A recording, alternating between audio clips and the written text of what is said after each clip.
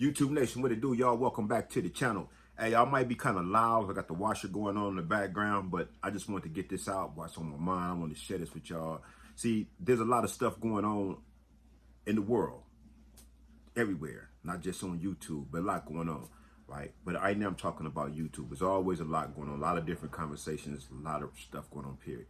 What I try to do is shed some light on this culture, this lifestyle for those that don't know, for those that's not affiliated, that's on the outside looking in, that got people in your family that's affiliated, that live this lifestyle, certain things y'all don't know about.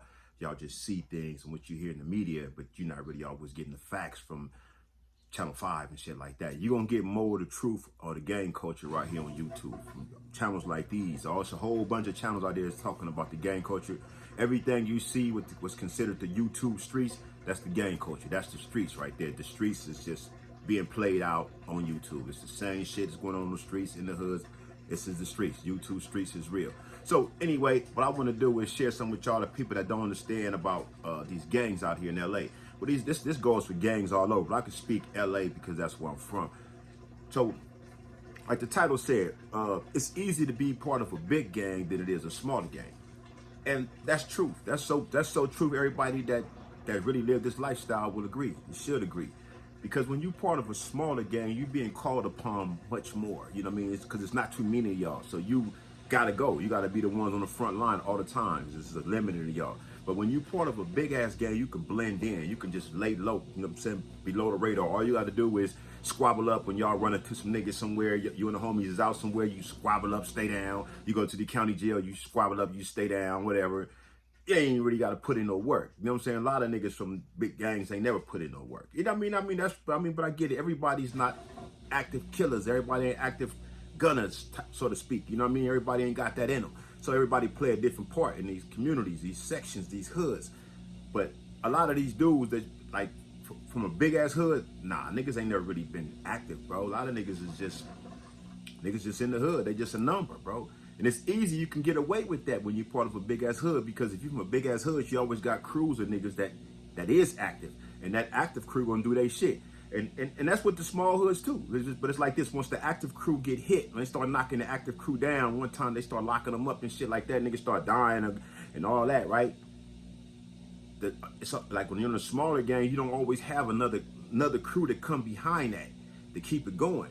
So it's like, okay, it's just a limited amount of y'all. But when you're from a big ass hood, you have another crew of niggas that come be just as active. But then at the same time, you're gonna have some dudes that's never been active. They'll be on the sideline the whole time, just be like, you know, banging the hood. Like, yeah, good, representing it and shit like that. But, you know, niggas ain't really been on the front line. Niggas ain't never really put in the work. Ain't never had to put in the work. A lot of dudes has never put in work for gangs, bro, from the hood. Niggas just claiming it.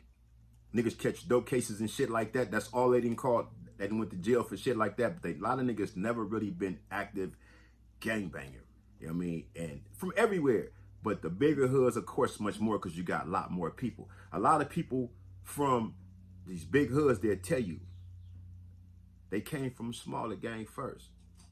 I mean, it was harder to be from that smaller gang, so niggas joined the bigger gang. Because you in this smaller gang, nigga, you on the front line a lot more. If you active, if you're not active, you're gonna be one of them niggas who just like, you bang this hood, but you ain't out. You ain't nowhere around this motherfucker. You just claim it somewhere else. But if you active and you in that small hood, you know what I mean? You know, that's what it is. But a lot of niggas ain't gotta be active when they're in the big gang. They could just lay low the whole time and just, you know, niggas will flex on their own homies. You'll see a nigga be like, he done turned up on his homies. He got a name because he done squabbled up some homies in the hood, and all the homies like, oh, cuz got squabbles, cuz just knock niggas out, cuz is down as fuck. That's all he really ever did. You know what I mean? That reputation right there just carried him on for maybe like 10 years. And then after 10 years, he done got older. Now he chilling with his family. He done phased back. And then his name stands out. But that's all he really did. You ain't never really been a nigga out there on the front line, like really putting in gangbang work. You ain't never really done that. A lot of niggas ain't never done that. You know what I mean? And you got a whole lot of niggas like that from the big hoods. You got a small amount from the small hoods because it's a small hood. So, you know, it could be half and half of the hood. You could have a half of the hood could be active from a small hood, then another half be like non-active, just claim the hood. Everybody from the hood ain't an active gangbanger, man. A lot of niggas is just from the hood, bro. That's it. Niggas, you grew up over here, so you from, like you hear some celebrity niggas sound from over here. Okay, that's where you grew up, that's where you from.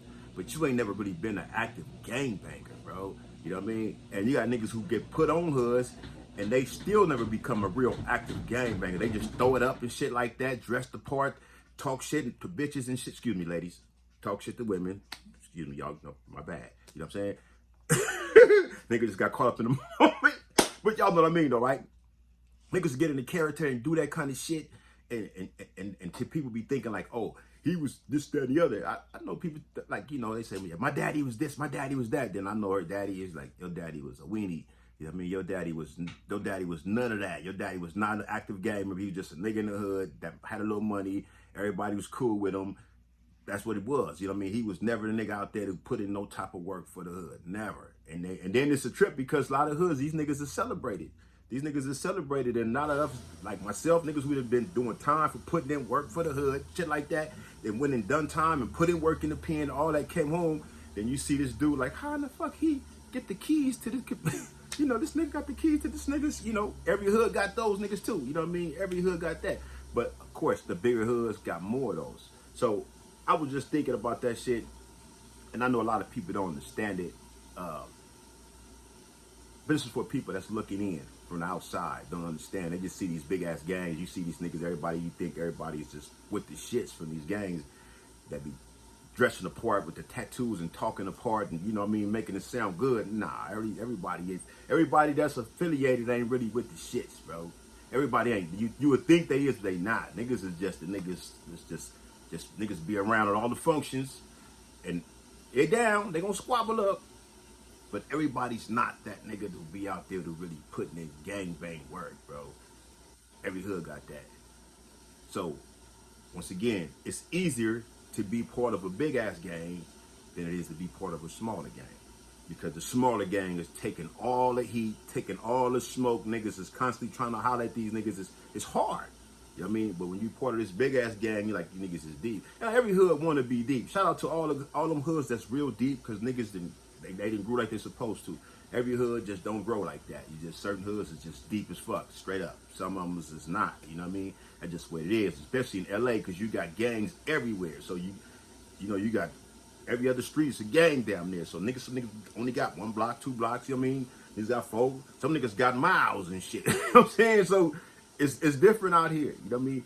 But again, it's easy to be part of a big gang than it is to be part of a small gang. Facts. Y'all stay blessed. Represent Juneteenth.